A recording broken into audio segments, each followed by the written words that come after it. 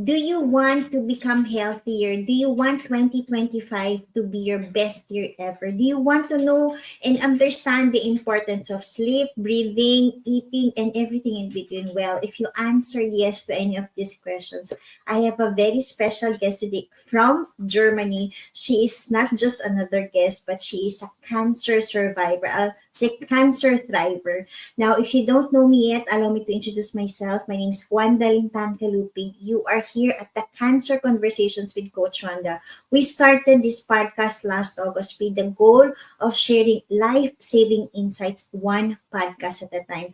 We did have guests already from US, UAE, Philippines, Saudi Arabia. We spoke to healthcare expert, cancer survivors, caregivers, to coaches, and many more, because our goal is to help prevent, detect, and cure cancer. Because you know what they said, cancer is the second cause of death globally.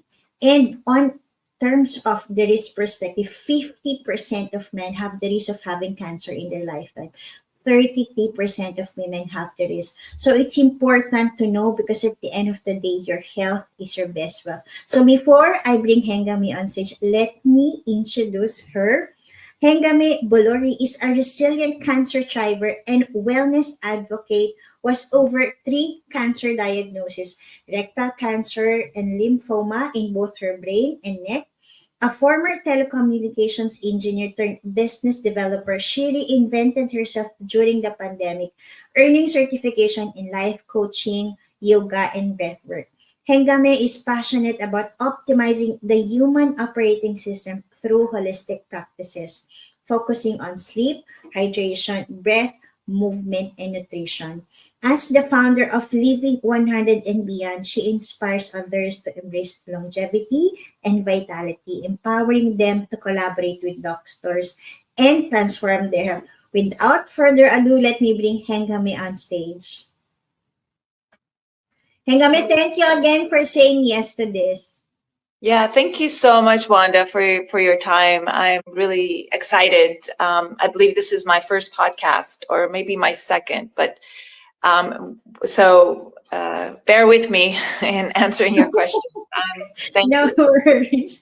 We would love to hear your story. You know, when I read, oh my God, she has 3 cancer diagnoses and she survived it. Now, I think I want to take us back into the moment, because you had cancer as early as 1998. Now, how did that shape your journey as a person? Can you share more about that? Of course. I was actually in Dallas when I was diagnosed with rectal. It was bleeding in my stool. So they did the operation very quickly. I was stage 2. And after, I was just in shock the entire time. Unfortunately, being only 28, this was back in 98. Yeah. And the doctors recommended that it's an aggressive tumor, and I should go through chemo and radiation, which I did. And yeah, so I stopped my menstruation at that point. So fast forward 20 years later, it turns into a different type of cancer, which is it's called the marginal zone lymphoma B cell. Again, I was super shocked. I was here in Berlin, and it was in my head, and basically we did the operation. I was misdiagnosed. They thought it was meningioma. Actually, it turned out to be your lymphoma, which is your lymphatic system. And I did the operation. After, they didn't find it. They didn't find the cancer. They didn't show up, and they still suggested chemo and radiation. That was when my intuition kicked in, and I was like, no, why? You're saying it's a very, very slow tumor. It's marginal zone lymphoma B cell. if it's low and we don't see it in the MRTs, they, you know, why do we need to do this chemo, and do you collaborate with others? I don't want to go into details, but basically, because of this superpower, I basically, that's where I found my superpower. I realized it was about collaboration. And I reached out to the Heidelberg team here in Germany, and there's a university there for the brain tumor research, and the top of entire world is in Heidelberg, actually. And I asked, and so I was very lucky. I had a good friend who was working in the lymphoma department, which is ironic. And he got me a quick meeting, and they do a lot of paperwork here in Germany. So it's like they talk to each other or anything, but they came back and they said, listen, if the cancer isn't there, why don't we just wait for the chemo and radiation? And I was so thankful that I didn't have to go through it, because there was a lot of damages done back, 20 years, well, now 25 years ago, through that chemo. And I believe, though, today, the chemo has evolved because they're taking it in pill format. Back then, there was no such thing, and the types of different therapies were very limited. And I was so young that it was too much for my body. My menstruation, like a lot of my good cells or good microbes were dead, and I'm paying for it now. And the good news is that back in 2019, they didn't find any other parts in my body, because they were very shocked that it happened in my head and not in the rest of my body.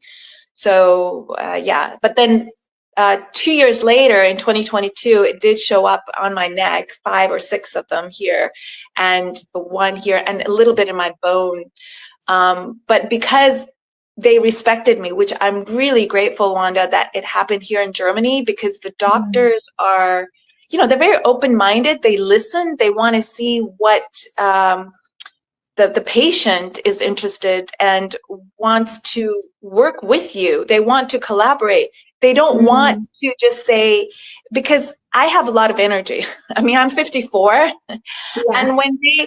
and when the intuition kicked in, and I was in front of these doctors saying, no, I don't need this. And they were kind of like shocked in a way, like, okay, this lady is like, I feel like I wasn't being a patient. That's what it was.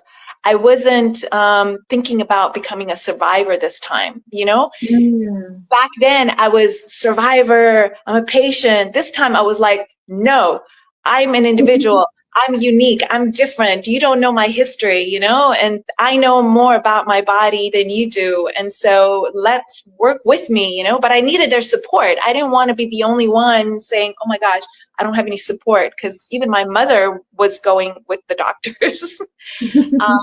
But I did get 2 radiation in my head, but they said it was very local, and that it was enough for me to, because when they did the operation, I had a lot of liquid that was still in my head.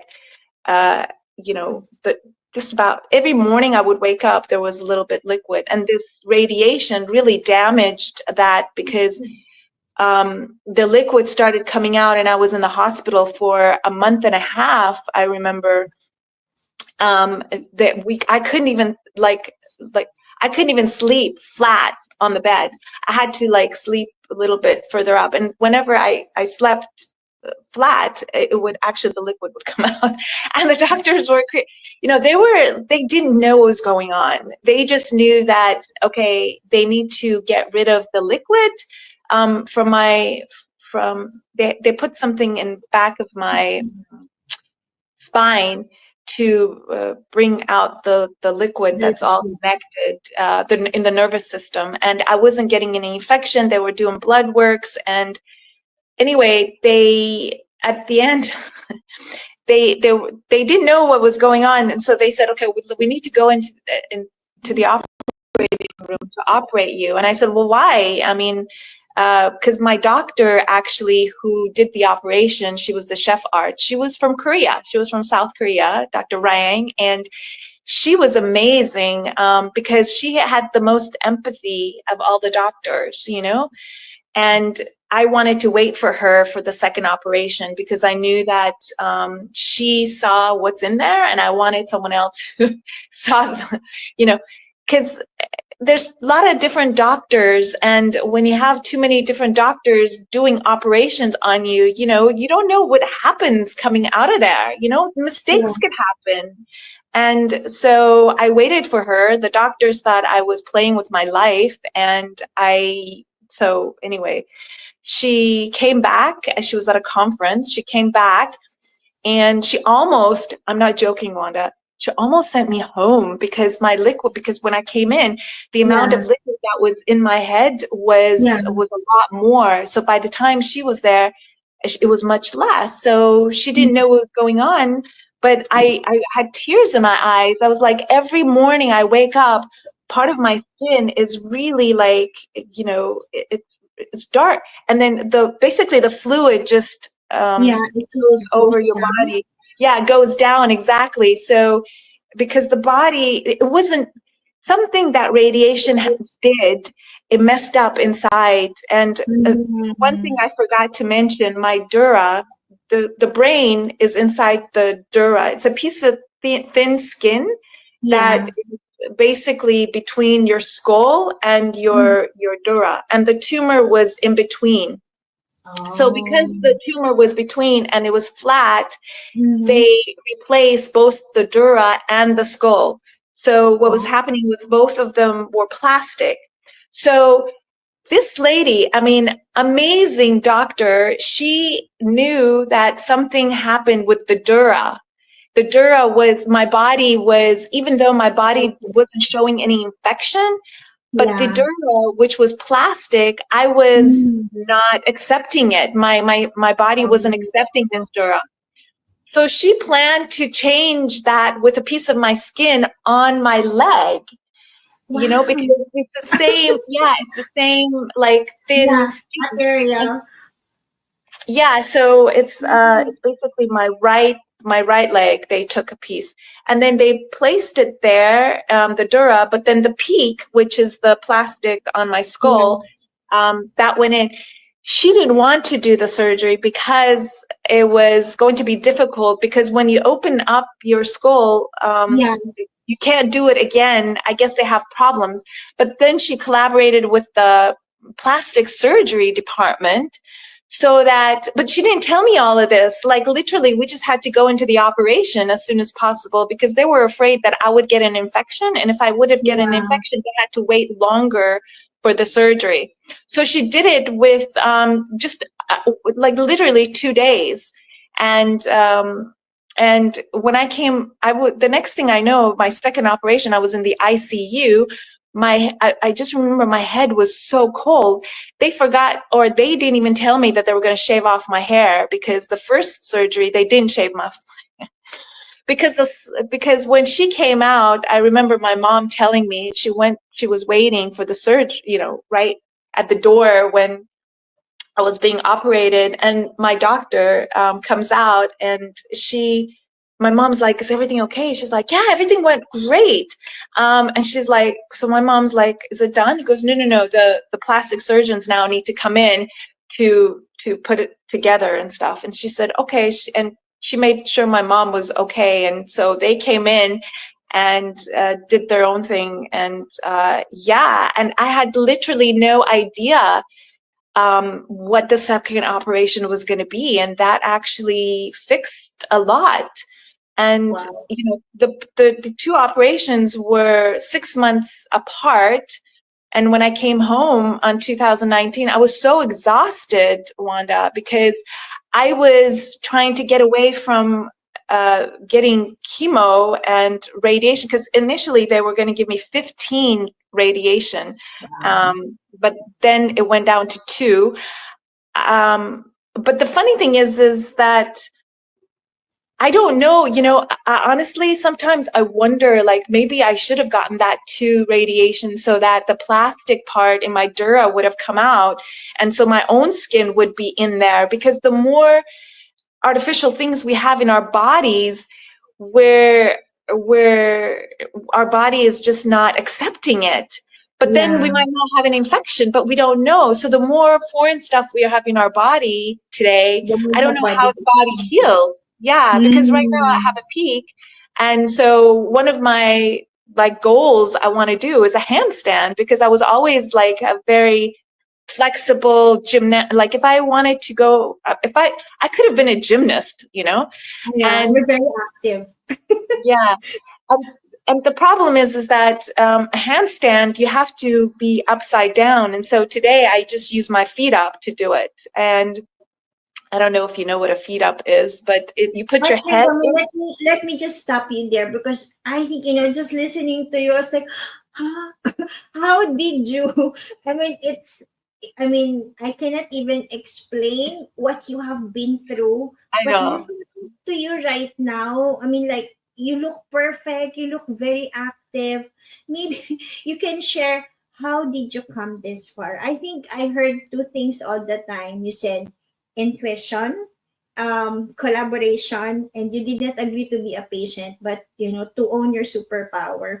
Can you share, what do you mean when you say, I don't want to be a patient, I have to listen to my body, to my intuition? How did you come this far, coming from that very difficult situation? Were you into, I was like, I was like mind blown. How did you take, that very difficult operations? I mean, how? Can you share more? Of course. So Wanda, when I had my first cancer, the people who were around me, I have energy. We all have energy, and Yeah. I believe that my energy had changed when I came to Germany. I was 20 years Mm, older, and the people who I surrounded myself. Actually, my mom was here when I was sick, but then yeah. the people who I interacted with and who really I looked up to, I think we become the people who we surround ourselves, and these are the habits we develop. And Mm, so I started evolving, I started changing, and I started t- thinking about myself and not about others. When I was much younger, I wasn't thinking about myself. Like I feel like mm, I was numb. I literally believe my body was numb. I wasn't I was looking out. I wasn't looking inward. And when you mm, look out, you're comparing yourself with other people, and you're just a correct. number. You're not Mm, you're not a human being. I don't know how to even describe, because, and so my mind had changed, but it was because of the people who I surrounded myself with, and the people who, and what I read. And today the internet is so much information that you can mm, literally consume information from just listening to podcasts and reading. Reading has totally changed my life, because the books I was reading were more like engineering world, yeah. and I didn't have all these, books that were helpful. And during COVID, I actually, got my yoga certificate, and I got Mm, my breath certificate, although I'm not finished with the oxygen advantage because I need some clients to finish up. But I've been practicing all of this on myself. I took these certificates so I can practice and be serious about myself and take myself seriously. So I zoomed out of others and and focused on myself. And once I started focusing on myself, I saw how I was like becoming better.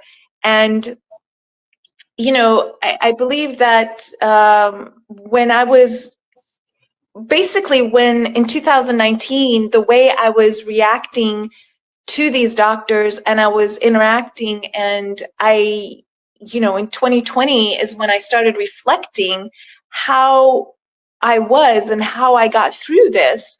And mm, literally, I don't know what this superpower just came in, but it was all like my intuition. And so I think I still wasn't 100% confident that I made the right decision. And this is why this neck problem came.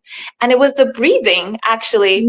I Mm. remember taking a job at a company, and my breathing wasn't really in line when, like, I was interacting with some people at work, and I believe I had this chronic issue I wasn't aware of. Like, even when Mm. my boss called me in to just talk to me, I Yeah. remember my breath was like, my heart was beating fast and I was breathing Mm. faster, even if it was a good news.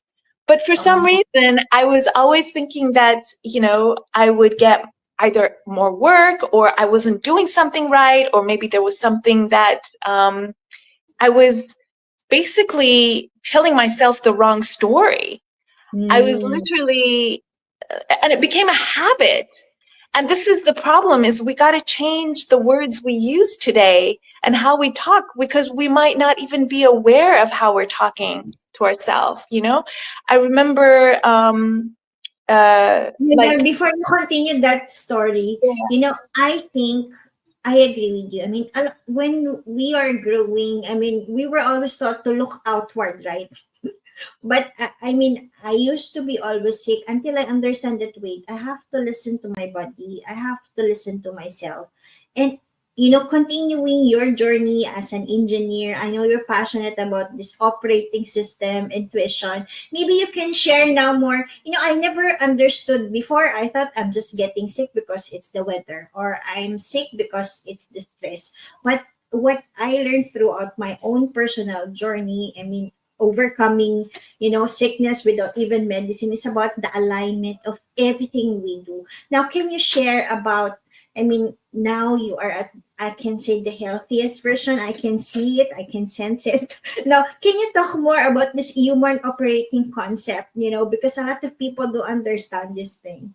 okay, one thing you mentioned, I just wanted to make sure I make it Yeah. clear.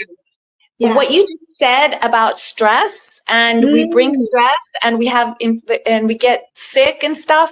What happens is the stories we tell ourselves, those are negative energy, and those ways of talking to yourself, actually, you suppress your immune system. Your immune system goes down. When your immune system goes down, that's when you get these, your tract infection. And our immune system needs to be uh, energized. So, for example, if I have to do a task and I say I have to do this, that is, Mm-hmm. are you going into it by saying you have to? That's negative energy. But if you Oh. want to, if you love to, you're doing the exact same thing, but you're just talking to yourself in a different way. Guess what? Your immune Mm. system is actually going to be better.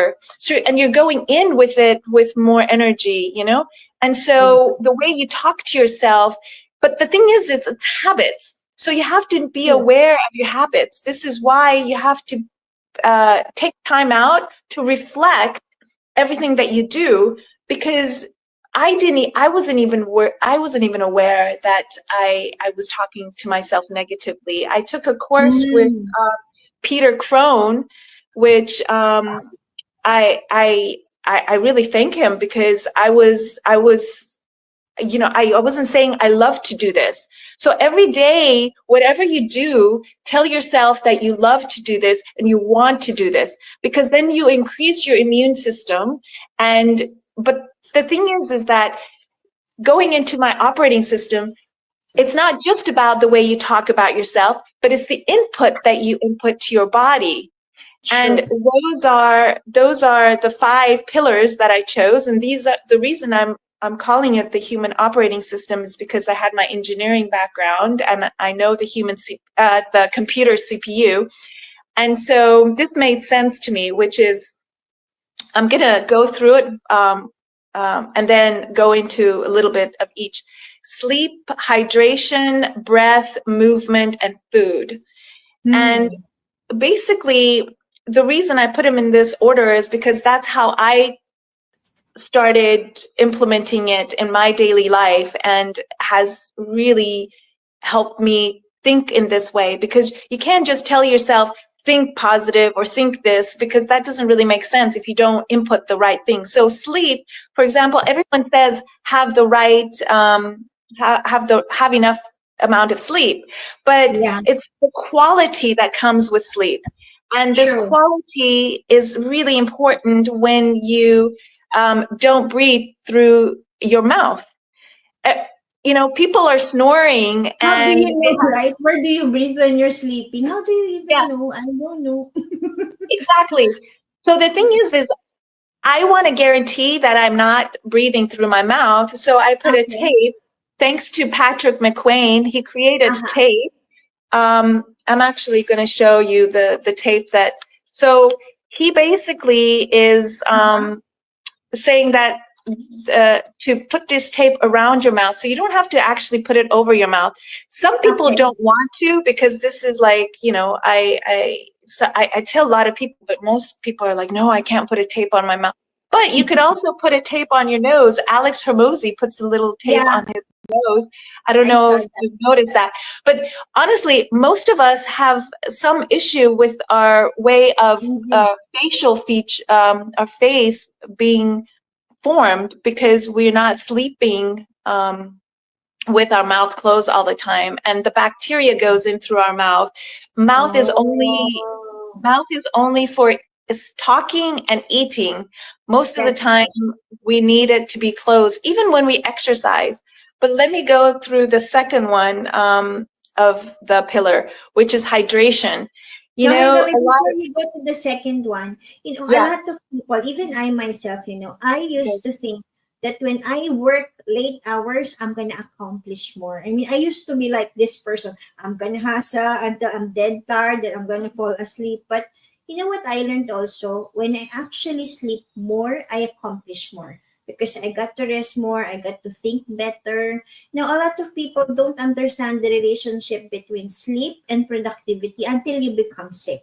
Now, from my experience, for me, sleeping is healing. The moment my children know that, the moment I'm not feeling well, I just need to sleep and I'm better. Now, from your experience, how did sleep and the lack of it, make you sick, and how did having the right sleep, really help you become better? Okay, so I'm really glad you brought this up, because it's really important.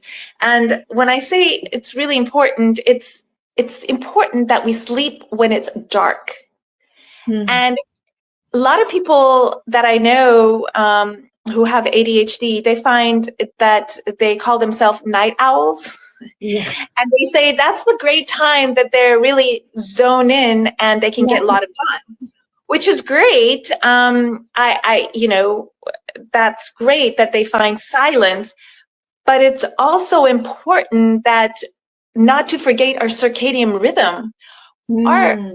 our organs, everything is in a clock system. So our melatonin and everything is with the light, outdoors. Yeah. We are nature. We just decided to live in these homes and separate ourselves. We've sterilized ourselves. So it's really important, Wanda, if you're going to get that 8 hours sleep, because Yeah. before 11 p.m., because that's when it's dark. If Mm. you have that 8 hour sleep Yeah. after, let's say, 1 or 2 a.m., that Mm. quality of sleep is going to be very different. It's not going to be the quality that Mm. your body actually needs. It's the time we are meant to our body to rise when light sets in. And this is one of the reasons is when it's suggested that you go out like first thing when you wake up within that Yeah. first hour, so that you're actually setting your circadian rhythm. Mm. So by going out, you're setting your melatonin to start, because your melatonin is much less in the morning than it should be rising when it gets night. So if we're our melatonin is like a hormone. So basically if we're playing with our hormones, and we Yeah. can't. So they just That's take the the thing. medicine. I heard people, you cannot sleep, just take that melatonin. So what's that? It's like when I want Exactly. to sleep more, I go out in the morning. I think it's a better way to do it. I mean, we're so used to shortcut, but we don't understand that, as you rightly said, that is, the natural rhythm of life. You wake up when the sun is up, you sleep when it's down. It didn't change, right? I'm so happy you said this, Wanda. We have found shortcuts because we can. There's a saying that says just because you can't and doesn't mean that you should. True. But we do it because Hmm. everyone else is doing it. But then what happens when the body breaks down? Yeah. I mean, we can do so much. So I guess it's when you do it. And I'm not saying that you have to do it every single night, but if in a week, if you're Yeah. going to do that 5 times a week, okay, that's too much Hmm. for your body. If you're going to do Hmm. it 2 times a week, okay, that's okay. I'm not saying like you have to do it every single day, but try to make sure 80%, you're doing something. And, this consistency, people are so addicted to being consistent. It's okay if you're not 100% consistent. It's about the 80% being consistent. We True. all need one night or 2 nights. It's okay to stay up a little bit longer. Just make sure you have enough. Within 24 hours, your body needs 8 hours. If it needs Mhm. to take a nap later on, that's okay. You just need to make sure 5 days out of your 7 days are more in line with, your circadian, or put the tape. Even if one day you forgot the tape, okay. I mean, it's okay. But just make sure 70 to 80% you're doing it, and don't be so hard on yourself, because that's another thing. The more hard we are on ourselves and the Yeah. negative way we talk ourselves and way we blame, guess what? Those Mhm. are negative self-talk. And that, what happens, your immune system comes down. So it's True. important to be kind to yourself. Just like the way we're kind to other people, why not be Mm. more kind to ourselves? Why not treat other people like the way we treat ourselves? I mean, this is like, Mm. this, and they don't teach us any of this stuff until you get sick. And this is one of the reasons why I want to, get healed. And I believe that every one of us are going through a healing. I mean, True. it we just say it, or should I say the patients, when you become chronically ill, or I Mm. see that we're all in some degree chronically living today, because we are Mm. nature and we are not outdoors as much as we are indoors. And this is one of the promises that I've done for myself, is to make sure I spend more time outdoors. Because why? Because I'm getting great air, like Yeah. quality air. I am moving, and I am, like, if it's in the summertime, I'm on barefoot on grass, I'm exercising on grass. Some people just put a little sheet on there and like walk, and I'm like, you need to actually be grounded, we with the earth is an electron, we have frequency that we align. The radicals, free radicals that we have throughout the day, that we acquire, this is why your lymphatic system is your garbage disposal. Like, you get Mm. rid of toxins. So if you're grounding yourself, you're actually helping your body get rid of the free radicals. And this doctor, actually from India, told me about barefoot walk, and I was really thankful. Just being on LinkedIn, he reached out. No, seriously, I had some issues Yeah. with my fingers, and Uh-huh. basically he told me to just go barefoot, Wow. and yeah, and when you do your breath work exercises, when you're doing your barefoot exercise, wow, that's amazing. Like, you get to do all this mindfulness stuff, and people have different level, like they get into we stick we sometimes we get stuck, and in doing, because this other person does it this way, so we say, oh, I have to do it this way. and this Yeah. other person does it this way. But we all can create our own unique way of doing things. That's the beauty of it. We are all creative creatures, but we don't allow ourselves to bring this creativity from ourselves, you know? And I love what you said, Hengameh. I just want to quickly share. Sorry to stop you there. See, one of the things my mom did, she has a holistic doctor. That earthing and walking barefoot is one of the therapies that she needs to do every day. Like, she was in this retreat place in the Philippines. It was the mountainside. So every day she has to go up and down barefoot. One of those days I went with her.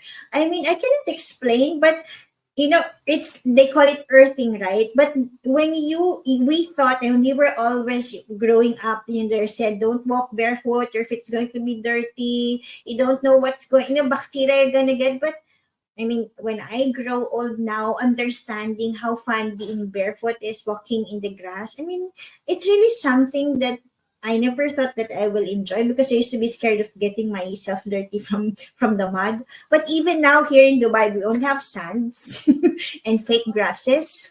But I think even walking in the sand by the beach, oh my God, it's so relaxing. So you spoke about sleep, you spoke about movement. Let's talk about breathing. When you talk about breathing, Hengam, I mean, I learned there's many ways to breathe that can help you. But what specific type of breathing can help you really become healthier? Can you share more about that? absolutely. And so I have to really, really thank Patrick McQuain for this, because he actually had asthma when he was a child. And I came across him during COVID, actually. I was, because your lymphatic system actually has a lot to do with the way you breathe. And Mm-hmm. so I put the two together, and I realized that breath work is super crucial for us. I mean, without breath, we wouldn't be alive. Sure. So I believe that our lungs, and actually, to be honest, Wanda, the reason I was able not to be too chronically is because I have my lungs are healthy, actually, but my breath, I had this fight or flight mode constantly Mm, kicking in, and it was yeah. a habit. It was a habit, and so I needed to get rid of this habit. And how do you get rid of a habit is to exercise your breath. And so the Mm. problem is that you have to do it on a consistently basis, though, and you have How to do you slow do it it? I mean, down. there's so many ways to breathe. Like there is talk about, some people said inhale for 4 seconds, hold it for eight, then exhale. What's your best tip for breathing technique? Right. So again, I'm going to go back to Patrick McQuane. He Huh? breaks down the breath into three areas, which is Okay. the chemistry, the physics. Sorry, the mechanics, basically, which is so it's he calls it the LSD. Let me just Mhm. I don't know. So it's light, slow, and deep breathing. Okay. So when you exercise your breath, you have to basically the end goal is to be slowing down your breath. And in Hmm. order to slow down your breath over time, you need to consistently exercise it a little bit every day, so that Yeah. eventually over time you will slow it down. But just Hmm. quickly, it's about breathing, inhaling less and Uh-huh. exhaling longer. So Oh. when you go on walks, so one of the things I Mm-hmm. tell a lot of people is that when you go up the stairs, for example, Mm-hmm. we're leading with our bodies and we're not leading with our breath. Yeah. So the key is that, for example, take one step up, Uh-huh. inhale, and then take 3 steps up and exhale throughout those three Oh. steps. So if you actually, instead of taking the escalator up, if you actually take the stairs and take one, and then you're breathing Inhale. with your breath, and Consciously it was means, but right? but you're not breathing through your mouth. You're breathing through your nose, which Mm. means that when you're going up the stairs, you are not allowing your body to go ahead. You're allowing your breath to lead you.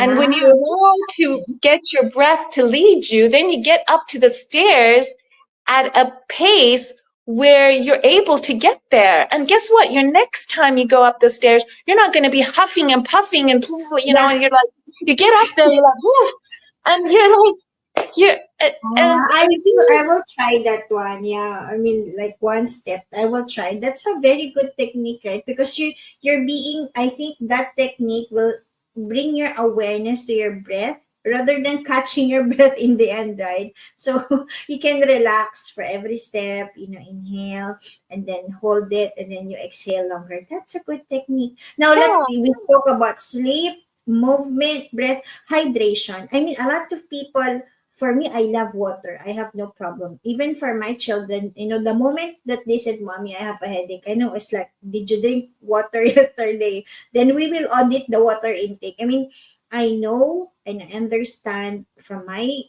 life, my children, how water is very important. Can you talk more about hydration? Because maybe you're learning about hydration is something that, you know, a lot of people don't understand. When you don't hydrate, when you grow older, it's gonna be bad too. okay. So hydration is actually a very interesting topic because we are all dehydrated actually.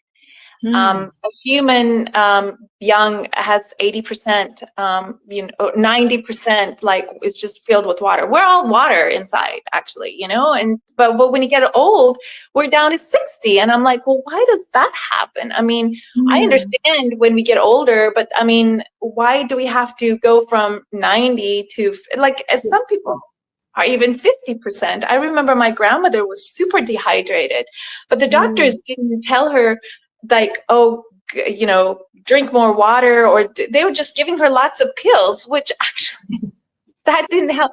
So to be honest, Wanda, we are not eating enough hydrated foods as well. It's not just in Hmm. your drinking. And Yeah, it's the also, food.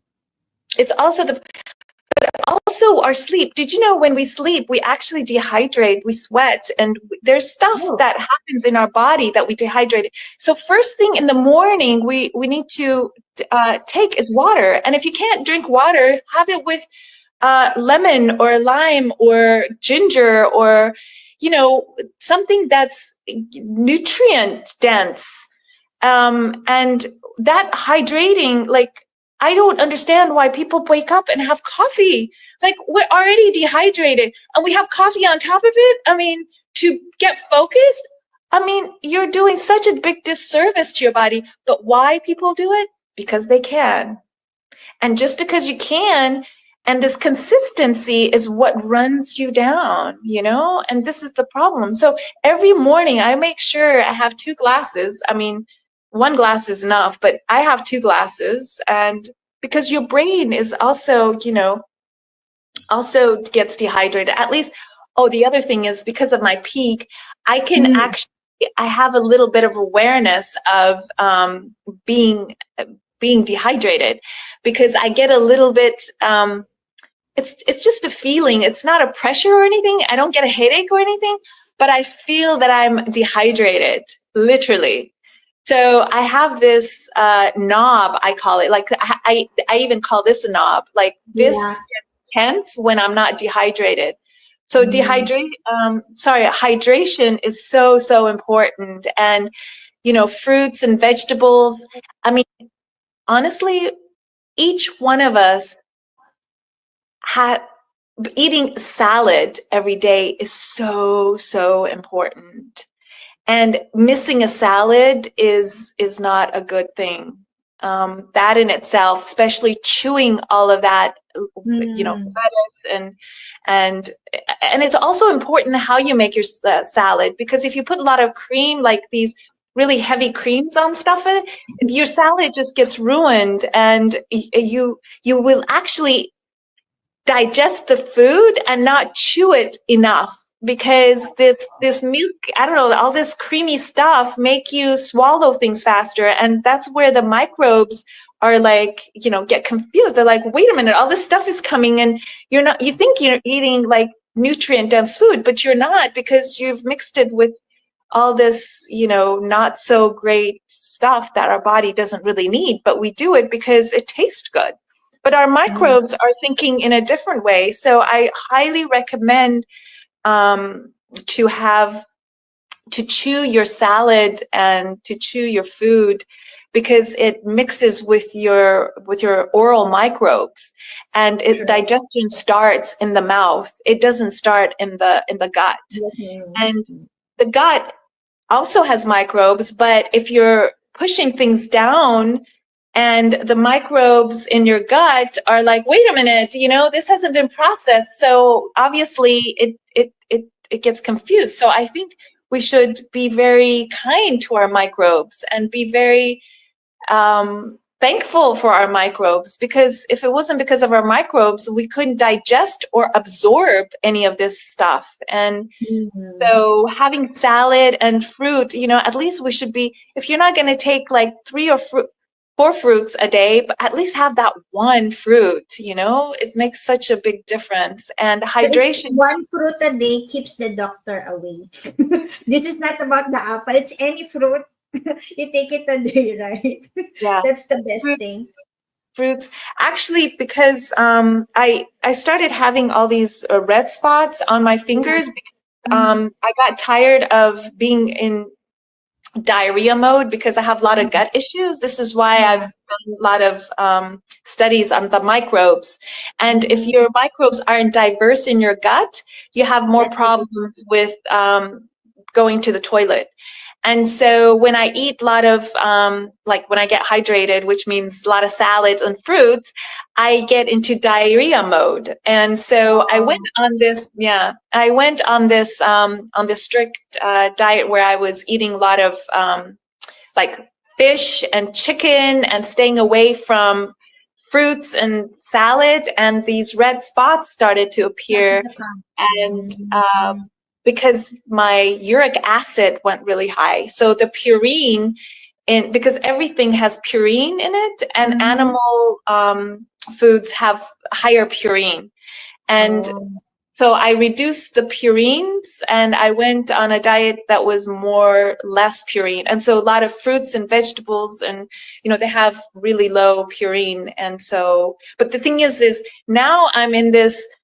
So, like I said, as I mentioned at the beginning, that we're all on this healing journey. So my journey hasn't ended. I'm still in the healing process. I'm still having a lot of gut issues that I have a chronic proctitis, which is like, when you go a lot to the toilet, when you have a lot of issues between like constipation and diarrhea, that creates in my rectum, it's basically it's a chronic inflammation, which happens in our bodies when things are not, so it starts with a hemorrhoid, but then it becomes something else, which is proctitis. And so now I have to figure out exactly what foods to eat and how much, because sometimes we eat too much of something, and that's not really good when you eat too much of one thing. Of what you like.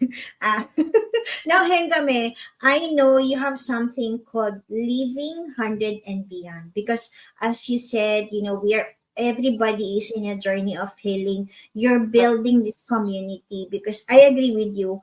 I mean, even I myself, I'm still learning about healing, about food, energy.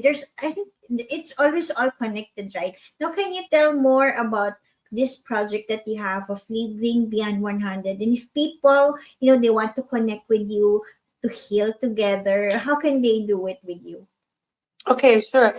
So Living 100 and Beyond just came to me because when when COVID hit, after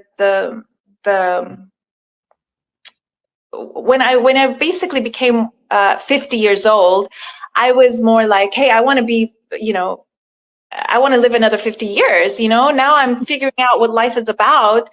I'm not ready to die, I want to live. And so then the Living 100 Beyond came into my head. And so I said, if I can do it, anyone can do it.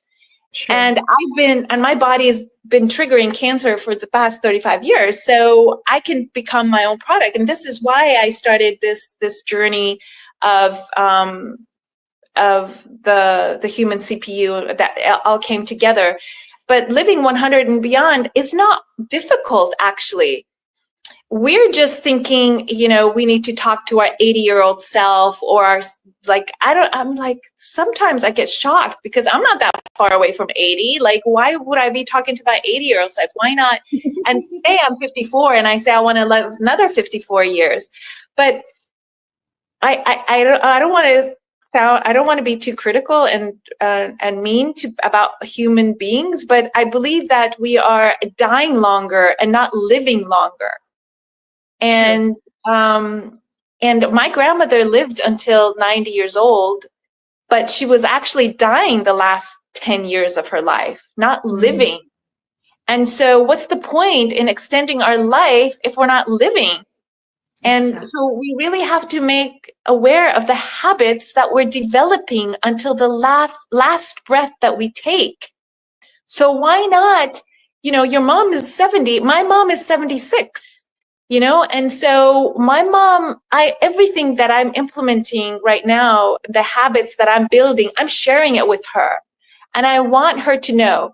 And just like what you said about the barefoot, I told her that I'm going barefoot. She goes, "Oh, don't do that. You might,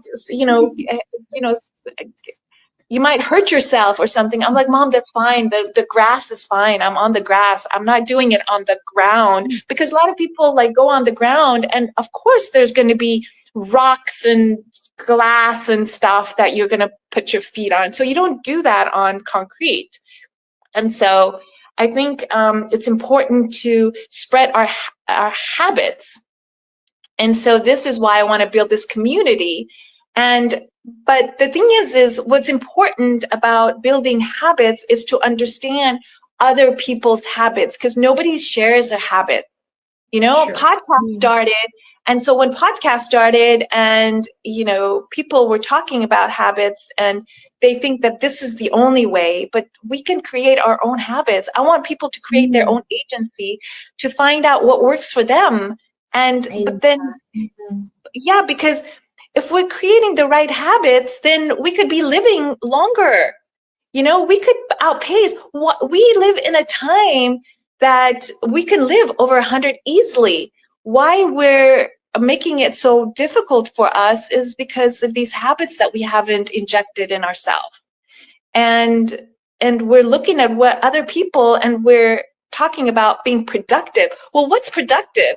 Productive is shortening your life and doing a lot of stuff, or is it prolonging it and enjoying it while you're doing it? Because now the new success is making the most failures, right? So let's fail and then create better habits, and then so we could become over 100, And I honestly thought at first that this name wouldn't resonate with people, but honestly, I think we all truly want to live more than 100, but we just don't know how.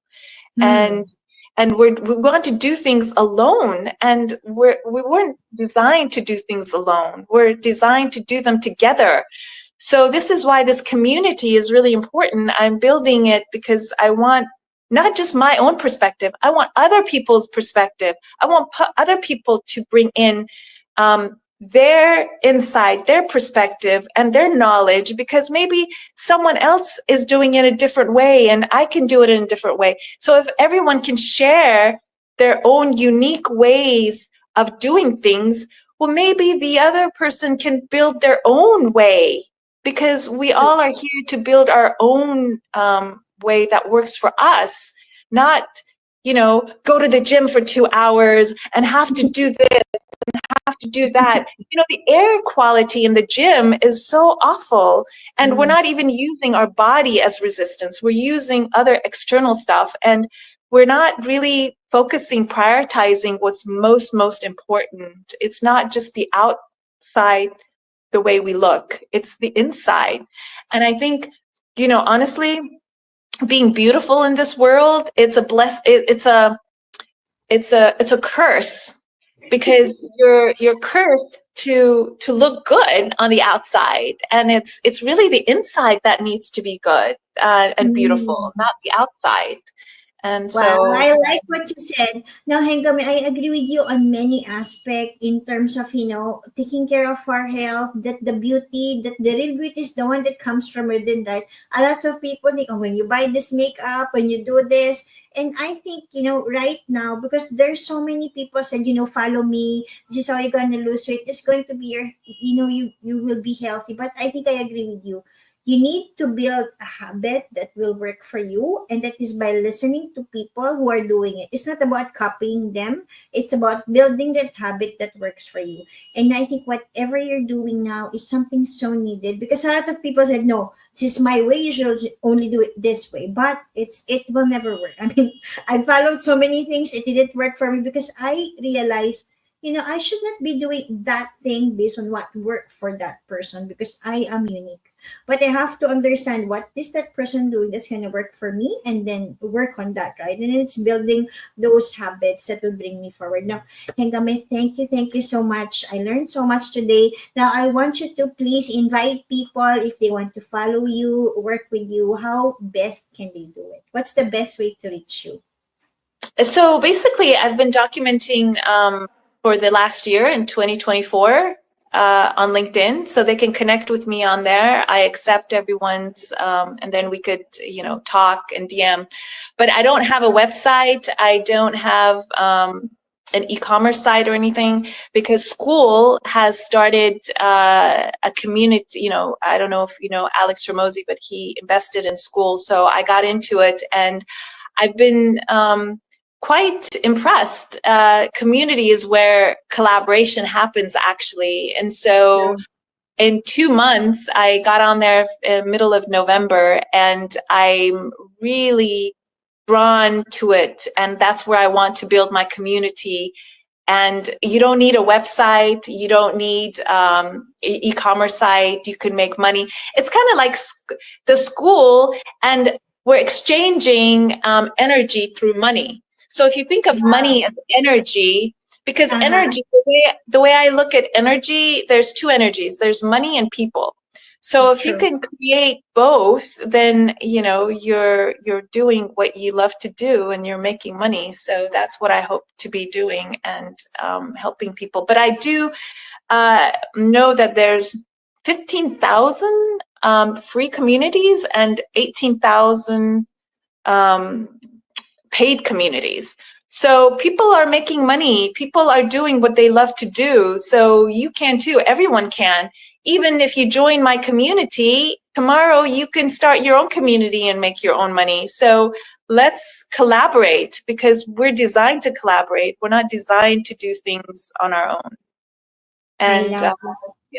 Thank you, Hengame. We're looking forward to more collaboration with you. Yeah, thank you. Yeah, it would be wonderful, and I'm happy to help also all the people who have cancer. Unfortunately, what I experienced in the last couple of years being on LinkedIn is that a lot of people don't talk about it. And what I noticed is that when I started talking about it and started being wanting to share my story, the better my immune system started getting. So I want to tell every single one of if you have any chronic illness, or if you have any, cancer, please share your story, because by sharing it, you come out of this shell. And when you come out of this shell, your energy, your mitochondria, you empower yourself. And by empowering yourself, by sharing your story, you're already way further than a survivor. You're being kind to yourself. You're being who you're supposed to be in this world. And so why aren't we more ourselves? And everybody talks about being authentic, but that is who we're supposed to. I believe this monetary culture has limited ourselves, and we just need to figure out how to come. I believe that life is about like they say, Unlearning. peeling your Right. onion layers or Right. something, right? Your yeah. So that's what I wanted to say. Yeah. Thank you, Thank you. Hengame. This is the core reason I started the podcast in August. It was in my lowest low, and I was like, I'm really finding it difficult. I don't know how to manage, taking care of mom. But I know I'm not the only one who's suffering. I know there's a lot of people there who are going through the journey. There's some people who survive it. There are many healthcare experts who can give the best information. And 17 episodes today, I mean, I will say it became a source of healing for myself, for my mom, because every day I get to look forward to, I'm gonna learn something new today. And in the process of learning, I get to help others learn also. How can you be healthier? How can you protect yourself? Or if you're sick, how can you cure? So today I would like to thank you very much. We learned a lot from sleep Thank to you. breathing, but we would like to hear about you more. Thank you again, Hengam. I'm gonna drop all your social media links on this Wonderful. interview. Thank Thank you you. so Thank much. you. And I want to say to every single cancer patient that they are a survivor, so don't, they're alive today. And so just bring agency, just, be kind to yourself. Talk, Hmm. really, really be kind to your body, and just love yourself, because we're love, and so if you're not, putting yourself, uh, care for yourself first and then care for others. I I think love that, that. I think this is really important, that we do, put ourselves as an important person in our life. Thank you, Hengami. With that, you'd like to end this episode again. I'm Juan Talintan Kalupig, number one most influential Filipino on LinkedIn, top 15 LinkedIn expert in Dubai. Our goal at the Cancer Conversations podcast is to share life-saving insight one episode at a time. If you are into healthcare, if you're a cancer coach, if you're into coaching, be it mentally, physically, emotionally, I know you can help a lot of people by being part of the podcast. Send me or my team a message and we would love to have you. Or if you want to promote your products or services on the podcast, we would love to understand how we can collaborate together. Thank you everyone, whether you're watching this live or on replay. Today, we're very blessed to listen to Hengameh. I mean, listening to her story from the beginning of how she had three cancer, or I cannot even imagine what she has been through.